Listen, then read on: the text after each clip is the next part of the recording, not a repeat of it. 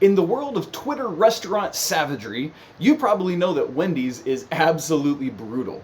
But you haven't seen anything until you've seen Jimmy's Famous Seafood on Twitter. And guess what? The man behind it all is a Tar Heel, and he's a great dude running a great company, and he's here today on Locked On Tar Heels. You are Locked On Tar Heels, your daily podcast on the UNC Tar Heels, part of the Locked On Podcast Network, your team every day. Hey there, it's Friday, July 8th, 2022. Welcome into the Locked On Tar Heels podcast. I'm your host, Isaac Schade, and I want to thank you for making Locked On Tar Heels your first listen or your first watch every single day. I want to remind you that we are free and available anywhere you get podcasts. So please subscribe right now. It's quick and easy. For those of you watching on YouTube, would love for you to smash that like button as well so we know that you're here. Leave a comment about why you love Jimmy's Famous Seafood for those of you that have had it. Today's episode is brought to you by BetOnline.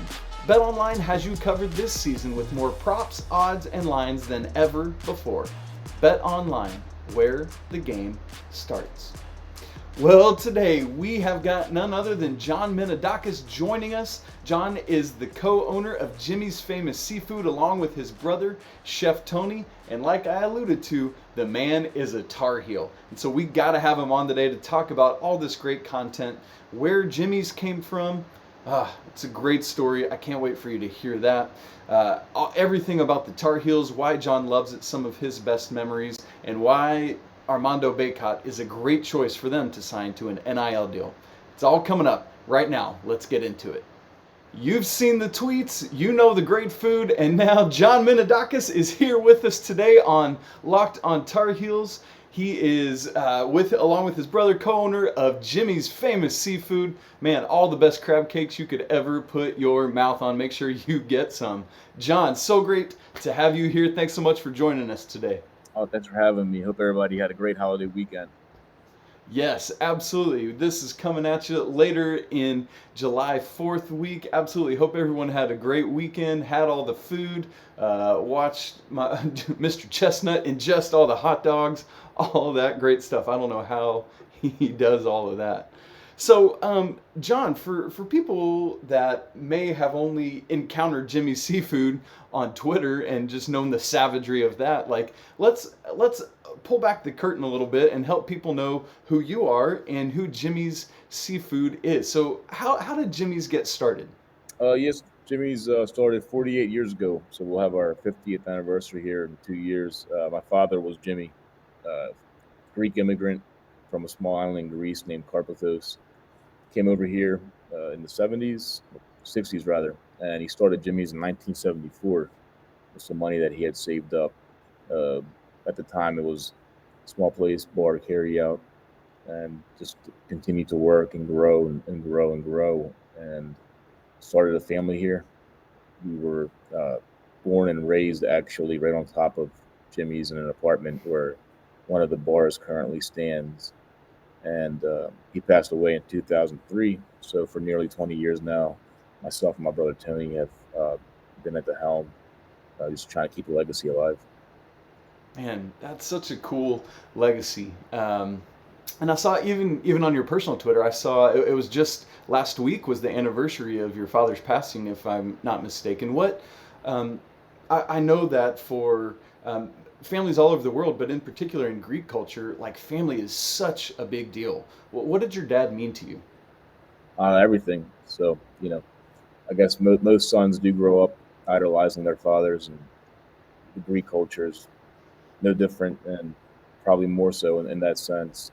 So just, watching him work and watching him build, and, that's the way he treated people with respect, with generosity. Just really set a great example for myself and everybody, really. So just try to emulate him to the best of our abilities. Didn't get a ton of time with him, but the time that we did have with him definitely resonated, and a lot of images and lessons stood the test of time for sure. Yeah. Man, that's incredible. And as you said, now you and your brother, Chef Tony, together run Jimmy's. What's it like getting to do that with your brother? I wouldn't trade it for the world, obviously.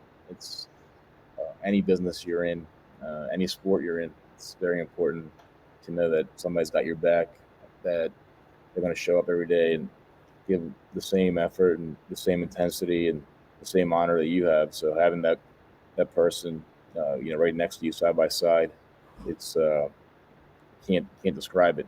I know a lot of people that try to get into our industry, and they just have a real difficult time because they don't have that person.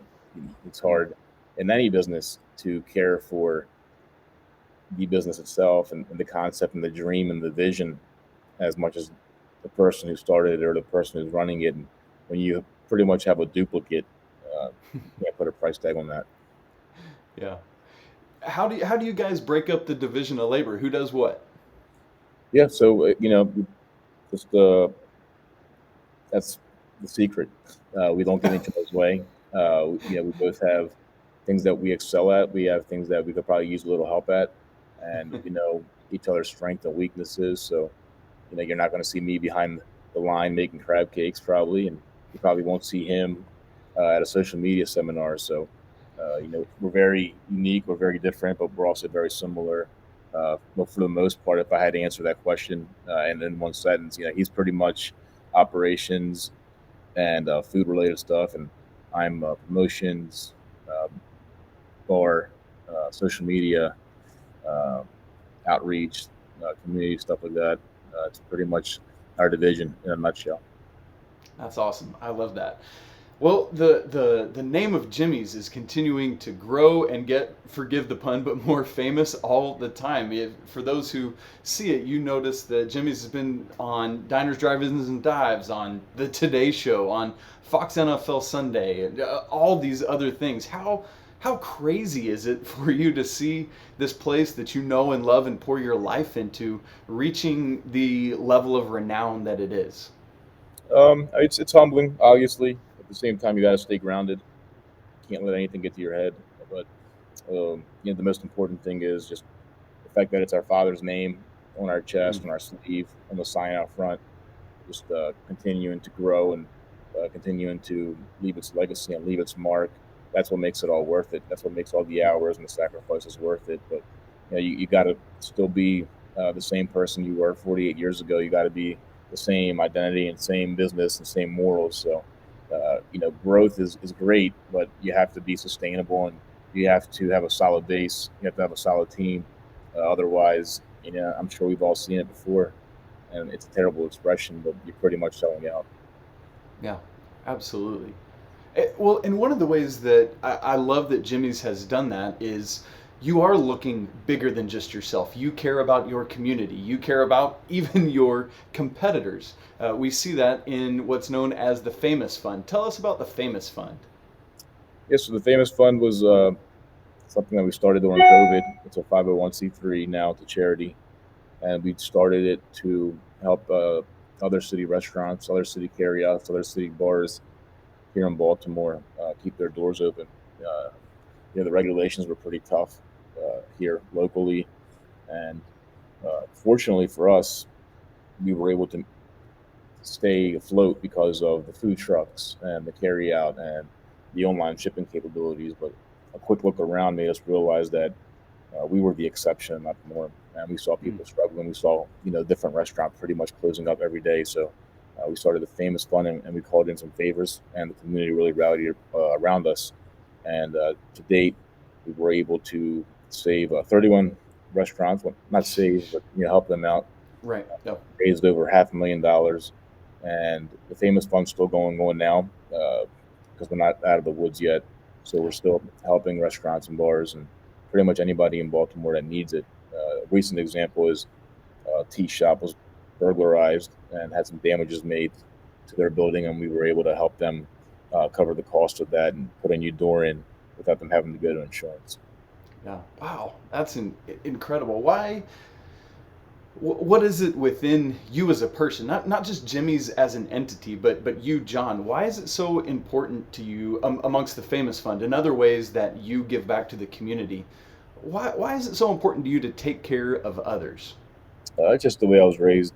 Not only my father, but middle school and high school that I attended, Loyola, and just the Ignatian values and the Jesuit teachings just taught us to be men for others and to help others. And it's a great feeling, honestly. You only need so much in life. Anything else is kind of surplus. And, a friend of mine, Torrey Smith, who used to play for the Ravens and the Panthers and the Eagles, he always makes a great example. And I don't 100% subscribe to this, but I definitely agree to it. And it's hard to wear an expensive watch when you realize that the $10, $15, or $20,000 that go into it could literally change somebody's life. So I think everybody needs to find that balance and give back what they can. And I think anybody who's ever given back in any capacity can attest to the fact that it's a high and it's a great feeling, and it's what life's about at the end of the day. Yeah, man, thank you for that example. I know this world is all about me and mine and how do I elevate who I am and we are, but doing that for others and lifting them up is such a good ideal. Thank you for that example, John. Really appreciate it. Yeah, it's a real one for days. Yes. Well, for people who have never been to Jimmy's, who have never had the pleasure, such as myself, I've never actually gotten to go to Jimmy's. When I eventually come and I sit down, what do I have to order? What do I got to get? I guess every restaurant tells you this when they walk in, but everything. But it's the truth. My brother takes a lot of pride in what he puts out of the kitchen. Everything's made fresh to order, so you really can't go wrong. And it's not just seafood. Prime ribs, great here. Tacos are phenomenal. So there's something for everybody, and we're very proud of that because you can bring in a group of 12, 14 people for your birthday. You can bring in yourself and 9 of your buddies to watch the Carolina game, and you can guarantee that everybody's going to leave here satisfied with their food choice. But, my personal favorite option is stuffed shrimp. There's some sentimental value behind it. Remember growing up eating it. It's also a great mix of, still getting the crab cake and also enjoying shrimp, and you get the imperial glaze on top. There's really no wrong answer, and we change the menu pretty frequently, keep it fresh. We have so many regulars that come in here on a regular basis, so got to give them a different experience as much as possible. I love that. I'm in. Give me all of that shrimp, brother. Make that happen. Well, and Jimmy's is expanding and getting into stadiums and other things. How neat is that to get to partner with things like the Ravens and all of that? Just very, very humbling, very unique. Just like I said, it just keeps you grounded because now you're hiring more employees and there's more people depending on you to feed their families. So it makes you work even harder, knowing that they need that job, they need those home games and the money associated with them to feed their families. So it's always been a dream, obviously, and like I alluded to earlier, having our father's name on the sign out front, it's a feeling that's really hard to describe because we went to the games with our dad when we were kids, and to have his food featured inside the stadium, it's just everybody dreams big, but I'm not even sure that I saw that coming. Yeah, wow. What a neat testament to your dad and carrying on his legacy in a way that, as you said, nobody ever dreamed of. Well, John, you said that one of the big things you do for the company is take care of the social media, and that's probably the front door that most people are familiar with Jimmy's because of, is the way Jimmy's is on social media. We're going to talk about that in just a second, right after I tell you about BetOnline. BetOnline is your #1 source for all your sports betting needs and info. Find all the latest developments, league reviews, and news, including Major League Baseball, which has just a couple weeks left till the All-Star break. BetOnline is your continued source for all your sports wagering info, including live betting, esports, and scores. And it's the best spot for all your podcasts and news this season. BetOnline.net is the fastest and easiest way to check in on all your favorite sports and events, including MMA, boxing, and golf. Head to the website today or use your mobile device to learn more about all the trends in action. BetOnline, where the game starts. We are joined on Locked on Tar Heels today by John Minadakis, co-owner of Jimmy's Famous Seafood, and as you know, if you are on social media at all, a big Tar Heel. And we're going to talk right now. John had said in the last segment that he, part of what he does is oversees the social media side of Jimmy's. And if you ever get on Twitter and see, you notice that there's this blend of promoting the brand, but also just roasting people. You thought Wendy's was bringing it? No, no, no. It's all about Jimmy's Seafood. They're the ones up in the restaurant Twitter savagery. And so, John, how on earth did it come to be this way? I guess it's just our personality. We're very tough-nosed, blue-collar. We work hard, and when you work hard and you know the quality of your product and the quality of the people that you work with, uh, you're very confident. You're confident in your product, and when you're confident in your product, you don't mind ruffling a few feathers here and there.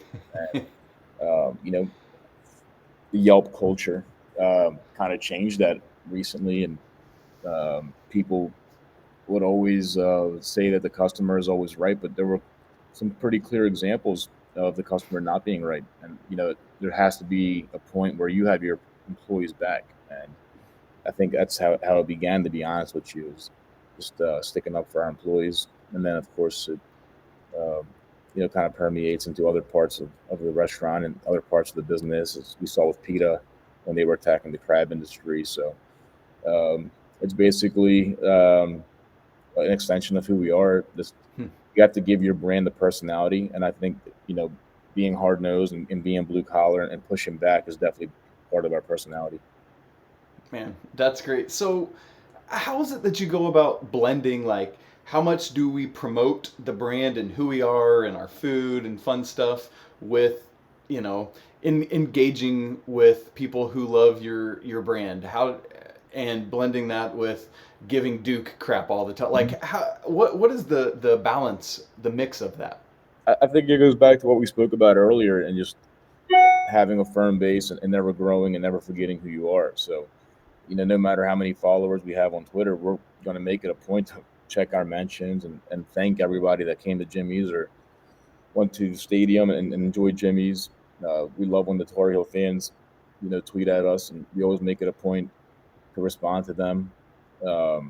So you got to do that first and foremost. You have to interact. We try to answer every single comment on Instagram, on Facebook.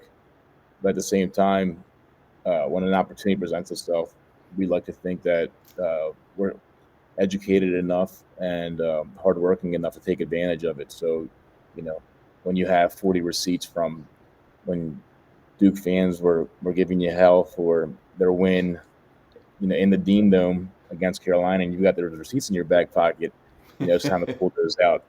And, if that upsets one or two Doogies, we're not too worried about it, because we probably know that we'll make up for it with UNC fans, right? So it all goes back to confidence, and confidence in your product and confidence in your brand. Probably not something that we would do if it was, our first or second year in business, but we're very proud of our backing. We're very proud of the family that we've built here, and we know that as long as we're not crossing any lines, everybody knows that for the most part it's pretty much a joke. So nobody takes it too seriously too. And I think that's what's helped us grow so much. It is, our graphics team and our video team and our jokes and our wit and our humor. It's not just an advertisement, because who wants to follow a restaurant that they probably may never visit if they're just pushing out advertisements? You want to have something to relate to, something that you can interact with, something that you can laugh at. And we try to give something for everybody. It's kind of like the newspaper. Some people want the sports section. Some people go straight to the comics. Man, that's good. Love that variety. And something I'm sure a lot of people always wonder is how much of that is, when is it actually you, and when is it a team? How do you know when I'm actually hearing from John? Well, that's kind of the point of the personal account now. So if I strongly believe in something, it'll probably come from my personal account. Most of the pro Tar Heel stuff, I feed the team all the stats and the info, so they're ready to fire. But we have a really good team here. Me personally, I'm almost 40 now, so I never want to be the brand that loses its touch with the youth. So we have some young kids now that are helping us out with some of the newer features, such as Spaces and TikTok. But we always want to stay relevant in the social media space. because at the end of the day, for the most part, it is free. So I think you'd be foolish as a business not to use it, because even if it brings 7 or 8 people to your door, it costs you nothing at the end of the day. Absolutely. Absolutely. Well, you talked about the line, and I think that's something that the world is still trying to figure out with the relative newness of social media, and how do we get to that line and engage in fun and in a kind of sometimes ridiculous ways without crossing the line? How do you set those parameters? I mean, I wish I knew the definite answer, but there's been times in the past that, I thought that things were, on the up and up, but people were offended. So I think once again, it just goes back to knowing your base, knowing your audience, and kind of reading the room. We definitely steer away from politics and things along that nature. But if it's Carolina Duke banter or Bengals, Ravens, we'll be the first ones to jump in. It's all in fun. People enjoy it. That's why they're on there. So, Awesome. I would try not to say anything about anybody's family and things along that nature. But if you're just pointing out scores and showing highlights, I think nobody's gonna be getting too offended by that, except for people that paid $2,000 to go to a game. Are there any particular tweets that you're most proud of? Oh gosh, when we ruined Coach K's retirement plans, I think anything that came out with the receipts along that time was something that myself and no Tar Heel fan will ever forget. Right, the Zach LaVine defense tweet was one of my best ones, of course. There's some great ones back there. We've chopped it up with a few professional athletes, a few celebrities, and at the end of the day, everybody just laughs and walks away. So it's all good. And that's what life's about, man. Let's have a good time. Let's eat some good food, and let's have great conversation with good people. Oh, yeah, absolutely. Well, we had the Eli Apple burnt toast one. Deservedly so. Well, we've started talking a little bit about Tar Heels, and we're going to get deep into that in just a minute. Talk about how John became a Tar Heel, some of his favorite moments, all of that coming up in just a second after I tell you about our brand new sponsor, LinkedIn. As the sun comes out in this hot summer and businesses are back in action, LinkedIn Jobs makes it easier than ever to grow your team. LinkedIn Jobs helps you find the people you want to interview faster and for free. So create a free job in just minutes on LinkedIn Jobs to reach your network and beyond to the world's largest professional network of over 810 million people.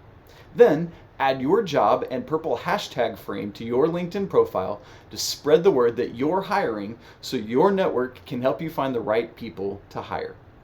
Simple tools like screening questions make it easy to focus on candidates with just the right skills and experience so that you can quickly prioritize who you'd like to interview and ultimately hire. It's why small businesses rate LinkedIn Jobs #1 in delivering quality hires versus their leading competitors. LinkedIn Jobs helps you find the candidates you want to talk to faster. Did you know that every week nearly 40 million job seekers visit LinkedIn? Post your job for free at linkedin.com/lockedoncollege. Again, that's linkedin.com/lockedoncollege to post your job for free. Terms and conditions apply. We are joined on Locked On Tar Heels today by John Minadakis, co-owner of Jimmy's Famous Seafood. Oh my goodness, you got to get up there and eat some of that good stuff. But right now, we want to talk about John being a huge, huge Tar Heel fan. So, John, what's your background with North Carolina? Just as long as I can remember, just loved the Heels, loved their style of play. First game I can remember watching is Stackhouse and Wallace. So just grew up bleeding blue. It's, as I always say, it's my one true team. The style of play, for the most part, has never changed. The uniforms haven't changed. The arena hasn't changed. The family vibe hasn't changed. So they've got me forever. Yeah, absolutely. And so many other programs try to create a family vibe, maybe have something like a brotherhood, I don't know, that's kind of fake and made up. Why is Carolina able to actually have this familial feel to it? Well, I think you touched on it. I think some people talk about it and some people do it. And I try to run my business the same exact way. The Carolina family, it's not just a punchline. It's not a recruiting tool, as you alluded to. It's true, and we've seen it time and time and time again over the years, over the decades. And we try to do the same thing here at Jimmy's, and I take a lot of pride in that, especially for a restaurant, an industry that traditionally has a lot of turnover. So there's a lot of things that I emulate from the Carolina program, from Coach Smith and Coach Williams, and now HD, into my philosophies and to the way that I treat my coworkers. And we take a lot of pride in that. We give them book bags, make them feel part of the team with their initials on it. It's just little things like that go a long way. And they say, play hard, play smart, play together. And we believe in working hard, working smart, and working together. And I think at the end of the day, you're not going to win a title every year. You're not going to be the best restaurant in the world every day. But if you have each other's backs and you love each other, that's going to carry. And more times than not, it's going to put a smile on your face when you go to bed. I love that, man. What a great that's such a great one line. Some people talk about it, others do it, and that's what makes Tar Heels great. That's what it sounds like makes Jimmy's Seafood so great. I love that. Well, John, you talked about, man, back to the Stackhouse years, just from then up through today, 2022. What are some of your favorite memories of Carolina? Oh, it's so many. One of the most underrated ones I feel is the 2005 title with Sean May. Just had a conversation this past weekend with Jared Jeffries, who played high school with Sean, and he said, and we both agreed that the 2005 title, if Carolina doesn't win it, Carolina might not be Carolina anymore. He really brought the prestige back. Of course, the 2009 team flew to Detroit and saw that one in person, just winning every game in the tournament by double digits. Danny Green dunking on Greg Paulus. And it sounds short-sighted to say, but this past season, I just can't remember ever having this much fun as a Tar Heel fan. It was so unexpected.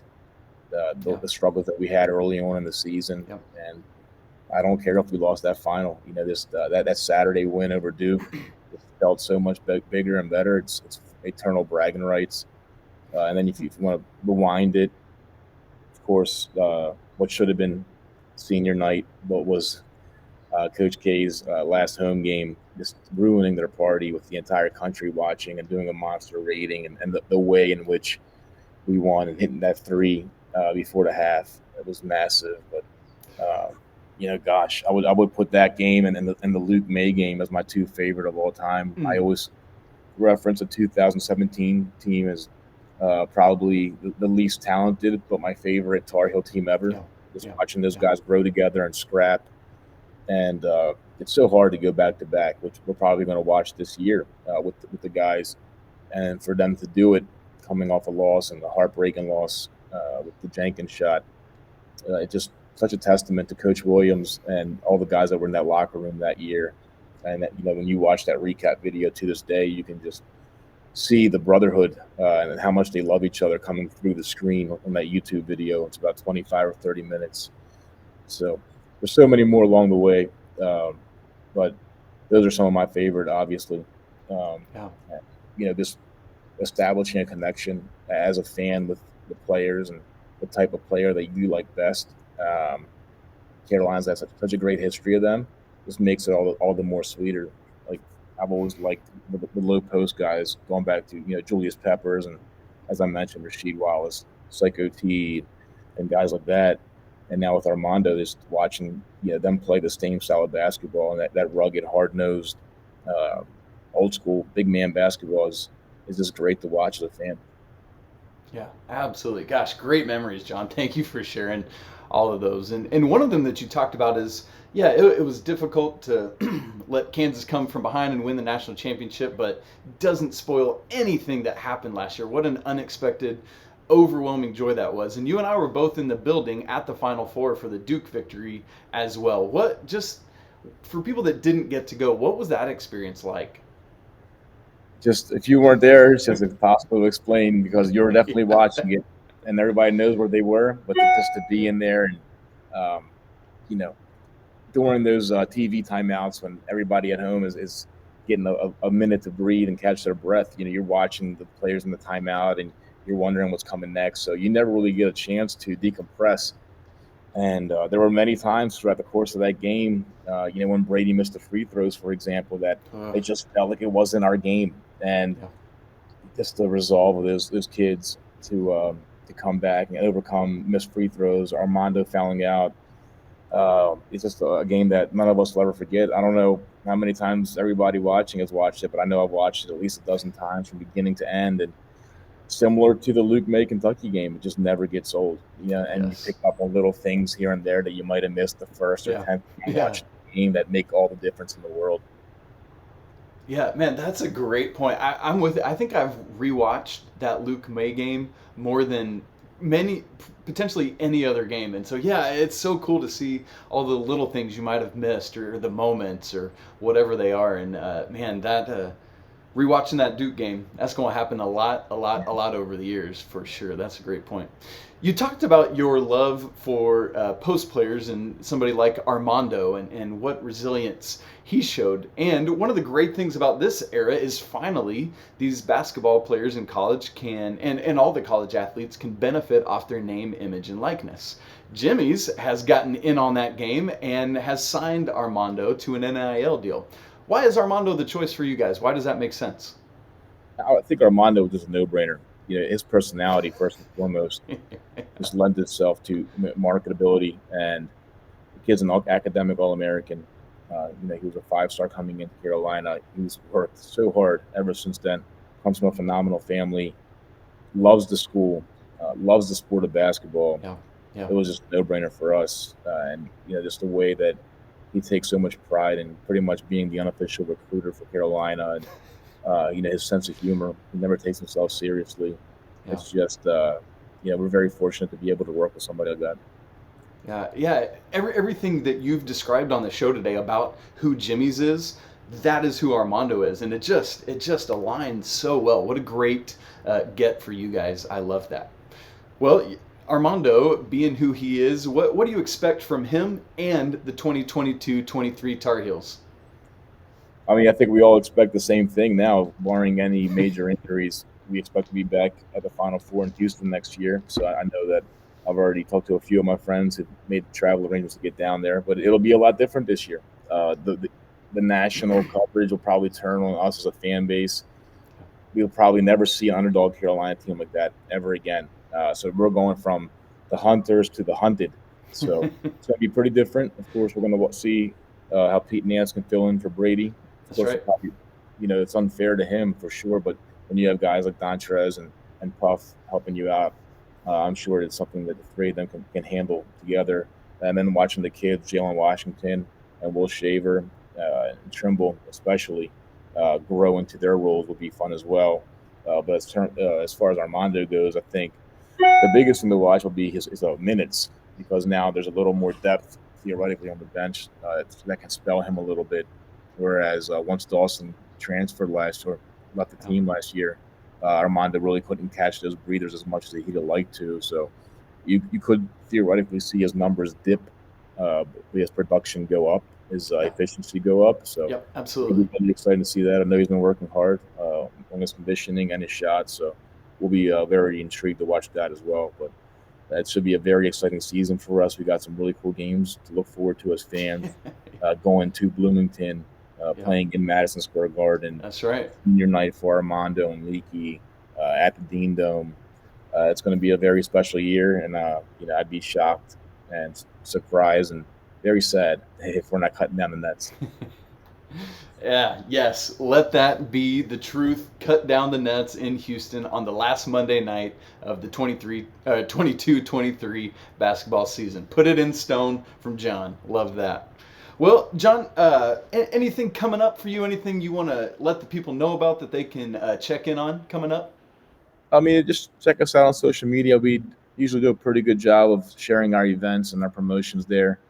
A lot of fundraisers coming up. We're doing one this Saturday for the victims of the Buffalo shooting. Oh, wow. Yep, we're going to be doing another one next month for Best Buddies.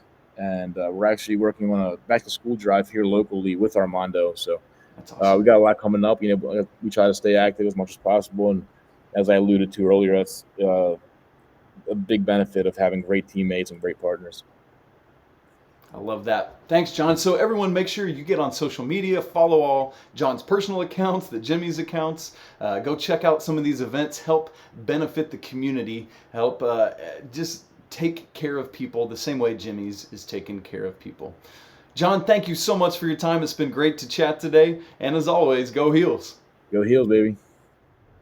Well, that's it for today's episode of Locked On Tar Heels, and that's it for this week of Locked On Tar Heels. My big thanks to John Minadakis for joining us so we could talk everything about Jimmy's seafood and his love of the Tar Heels. Great stuff there.